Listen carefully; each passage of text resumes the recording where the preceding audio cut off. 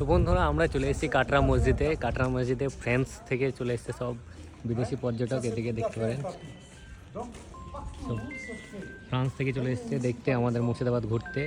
মুর্শিদাবাদ এতটা হিস্টোরিক্যাল জায়গা, কিন্তু কেন্দ্র সরকার এবং রাজ্য সরকার কেউ মুর্শিদাবাদের দিকে সেভাবে ধ্যান দেয় না এবং মুর্শিদাবাদকে এখনও পিছিয়ে পড়া জেলা হিসাবে রেখেছে।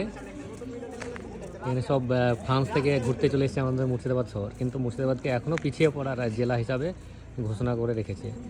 তো সরকার যাতে মুর্শিদাবাদের দিকে দৃষ্টি আকর্ষণ করে, যে মুর্শিদাবাদের একটা সময় গোটা বিশ্বের জিডিপির 20% শুধু বাংলা থেকে, এই মুর্শিদাবাদে এই বাংলা থেকে কিন্তু এই জিডিপিটা আসতো।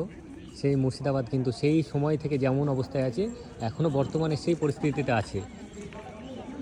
এইটা হচ্ছে মুর্শিদ কুলি খাঁর তৈরি, বাংলার প্রথম স্বাধীন নবাব মুর্শিদ কুলি খাঁ সেই এই মসজিদটি তৈরি করেছিল। এইখানে একসঙ্গে 20,000 লোক নামাজ পড়তে পারত এবং এটা রক্ষণাবেক্ষণের অভাবে কিন্তু প্রায় ভেঙে যাচ্ছে। তো পুরাতত্ত্ব বিভাগের আমি দৃষ্টি আকর্ষণ করব যাতে এই মনুমেন্টটিকে সংরক্ষণ করে তার রক্ষণাবেক্ষণ করার ব্যবস্থা যাতে করে এবং এটাকে পর্যটনের জন্য আরও সুন্দরভাবে করা হোক, এটাই আমি আবেদন রাখলাম।